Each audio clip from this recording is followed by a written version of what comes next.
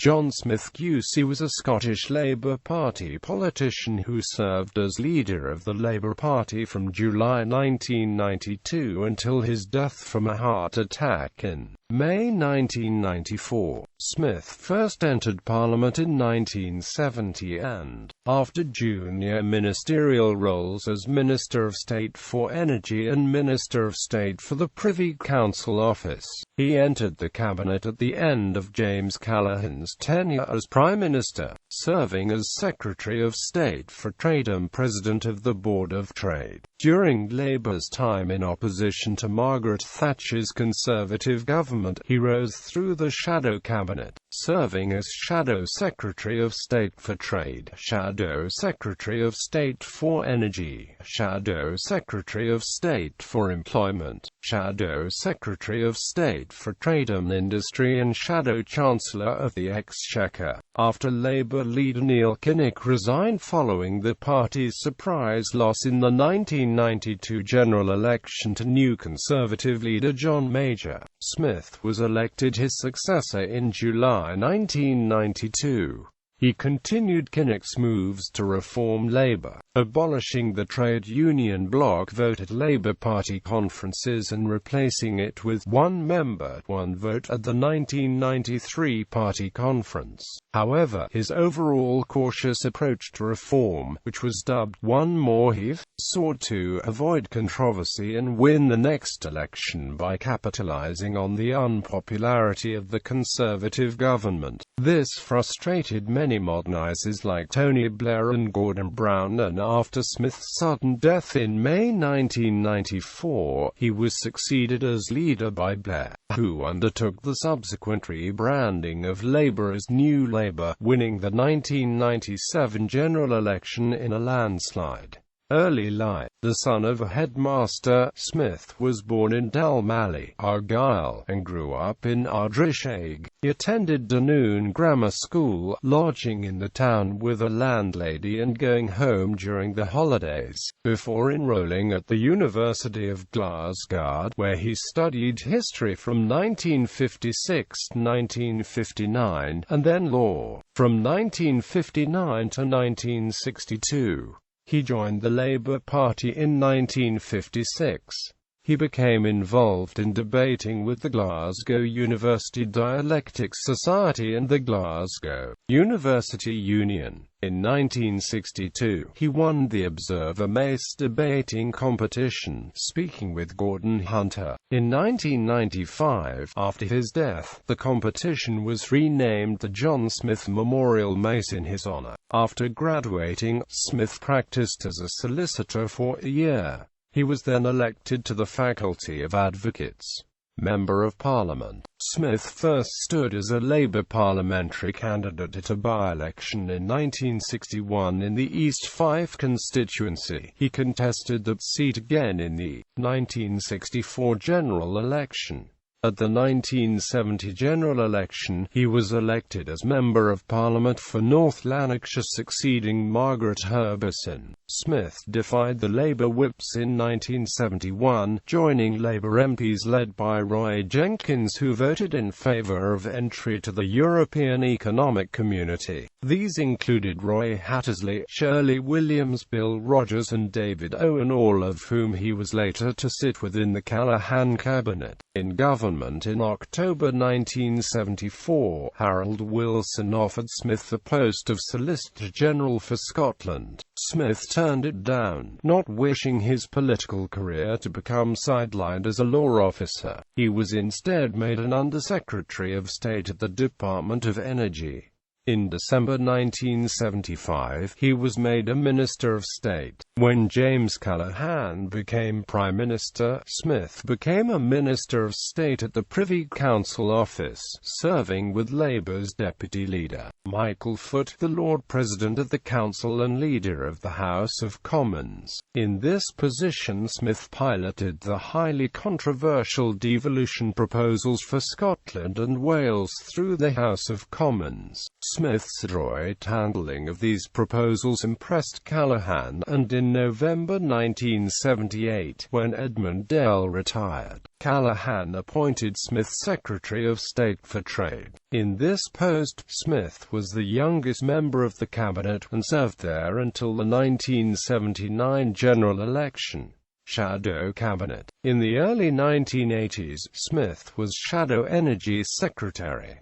He became a QC in 1983, the same year that the constituency became Monklands East. Smith acted as Roy Hattersley's campaign manager for the party leadership election in October 1983, and after serving a year as Shadow Employment Secretary, was Shadow Secretary of State for Trade and Industry between late 1984 and 1987. Shadow Chancellor of the Exchequer. Smith was appointed Shadow Chancellor by Neil Kinnock in July 1987 after the Labour Party's general election defeat. He suffered a serious heart attack whilst Shadow Chancellor of the Exchequer on 9 October 1988 and was forced to spend 3 months away from Westminster to recover. On that occasion, he had complained of chest pains the night before, and had to be persuaded to cancel a flight to London so he could go to hospital for a checkup. He was examined at the Edinburgh Royal Infirmary by an ECG.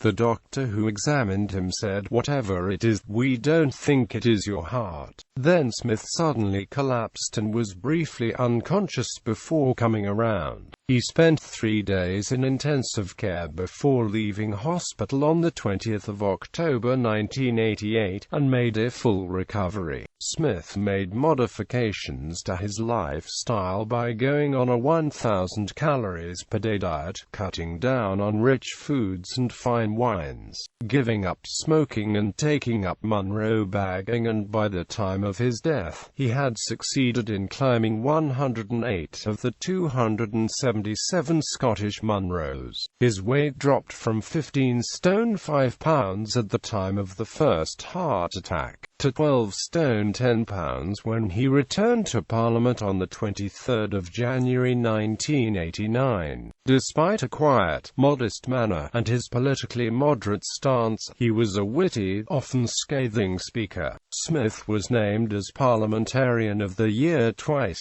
first in November 1986 for his performances during the Westland controversy, during which Leon Britton resigned, and second in November 1989 for taking Nigel Lawson to task over the state of the economy and over his difficult relationship with Sir Alan Walters, the Prime Minister's economic advisor. Smith made 2 notably witty attacks on Lawson that year. On the 7th of June 1989, he sang the theme tune from the soap Neighbours at the Dispatch Box, lampooning the differences between Lawson and Sir Alan Walters, who was critical of Lawson's policies but whom Thatcher refused to sack.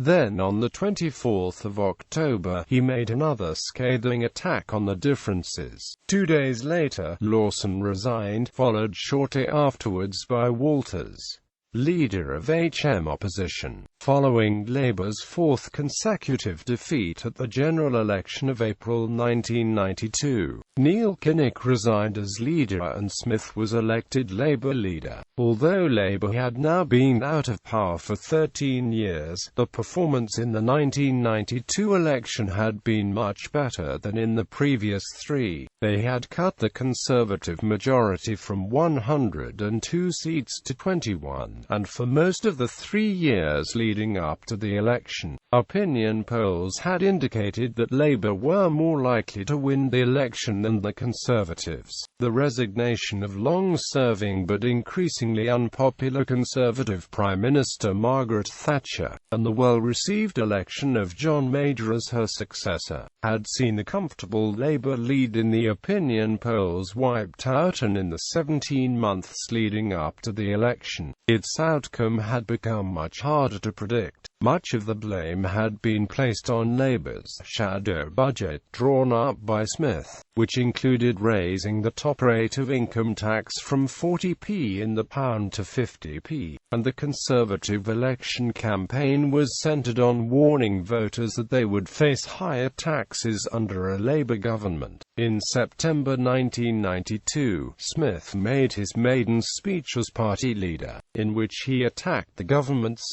debacle 8 days earlier, an event which was seen by many observers as playing a large part in determining the outcome of the next general election, long before it was even on the political horizon, as from that point onwards the Labour Party was ascendant in the opinion polls, winning several seats from the Conservatives in by-elections and trouncing them in local council elections. In this speech, he referred to John Major as the devalued Prime Minister of a devalued government. At Labour's party conference, Smith branded Major and Norman Lamont the Laurel and Hardy of British politics. This echoed his attacks on Major's government made before the 1992 election, most memorably when he labelled irresponsible Conservative plans for cutting income tax to 20%, and joked at a Labour Party rally in Sheffield that the Conservatives would have a box office disaster with Honey, I Shrunk the Economy, in reference to the recent Disney motion picture Honey, I Shrunk the Kids, mocking the recession which was plaguing the British economy at the time. In a June 1993 debate, Smith again savaged the Conservative government, saying that under John Major's premiership, the man with the non-Midas touch is in charge. It is no wonder that we live in a country where the herd national does not start and hotels fall into the sea. This was in spite of neither of these events being part of the political or economic scene. During the same debate, Smith commented on a recent government defeat in the Newbury by-election to the Liberal Democrats, a poor showing in the local elections, and a subsequent cabinet reshuffle, by saying that, if we were to offer the tale of events to the BBC Light Entertainment Department as a script for a programme, I think that the producers of Yes Minister would have turned it down as hopelessly over the top. It might have even been too much for some mothers do. Avenue M. In the same speech, Smith also attacked the Conservatives' broken election promises, claiming he possessed the last copy of the 1992 policy document to escape the Central Office shredder. He also performed very well in the July 1993 motion of confidence debate on the Conservative government. Despite his dispatch box successes, Tony Blair and Gordon Brown were, under Smith's leadership, restless and privately anxious that the party had adopted a one more heave approach and had become overcautious in tackling the legacy of tax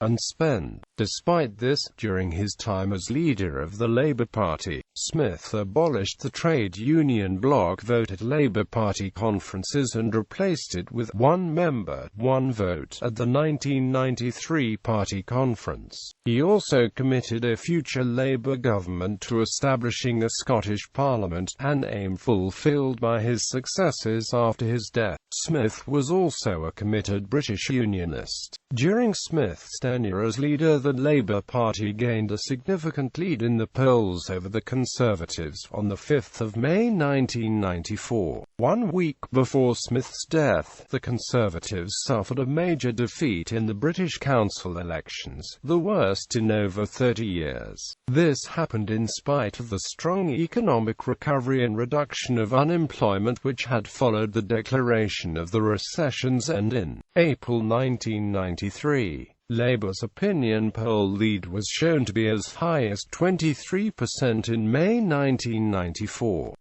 On the evening of the 11th of May 1994, with around 500 people present, Smith made a speech at a fundraising dinner at Park Lane Hotel, London, saying, "The opportunity to serve our country, that is all we ask." At 8:05 a.m. the following morning, whilst in his Barbican flat, Smith suffered a fatal heart attack. His wife phoned an ambulance and he was rushed to St Bartholomew's Hospital, where he died at 9:15 a.m., having never regained consciousness. On the 28th of April, a fortnight before his death, Smith had visited the same accident and emergency department to campaign against its proposed closure. The doctor who had served as his tour guide, Professor Mike Besser, tried unsuccessfully to save Smith's life. In response to his death, John Major paid tribute in the House of Commons to Smith, culminating in the now well-known line that he and Smith would share a drink, sometimes tea, sometimes not tea. It was reported that there was weeping in the chamber. On the day of his death, the BBC 9 o'clock news was extended to an hour as opposed to the usual half-hour. This replaced the medical drama which was due to follow at 9:30, coincidentally entitled Cardiac Arrest. During question time that evening, panelists paid tribute to Smith instead of debating. George Robertson and Menzies Campbell were among the participants. On the 20th of May 1994, after a public funeral service in Cluny Parish Church, Edinburgh, which was attended by almost 1,000 people, Smith was buried in a private family service on the island of Iona, at the sacred burial ground of Rhyligo, which contains the graves of several Scottish kings as well as monarchs of Ireland, Norway and France. His grave is marked with an epitaph quoting Alexander Pope, "An honest man's the noblest work of God." His close friend Donald Dewar was the only political figure at the funeral. Dewar also acted as one of Smith's pallbearers. On the 14th of July 1994, a memorial service for Smith took place at Westminster Abbey and was attended by over 2,000 people. The Archbishop of Canterbury, George Carey, gave an address. Following Smith's death, the Labour Party renamed its Walworth Road headquarters John Smith House in his memory. Aftermath. Tony Blair, Smith's successor as Labour leader, was highly popular and an effective campaigner and won a landslide victory in the 1997 general election. Smith's biographer, Mark Stewart, claimed that Smith could have won Labour a victory on a scale similar to that achieved by Blair because of the combination of the Black Wednesday debacle and Conservative divisions over Europe since 1992. Stewart argues that the lack of a Blair effect would have meant that the Conservative Party would have held slightly over 200 seats in the House of Commons, leaving the Conservatives in a position similar to that of Labour after the 1983 election.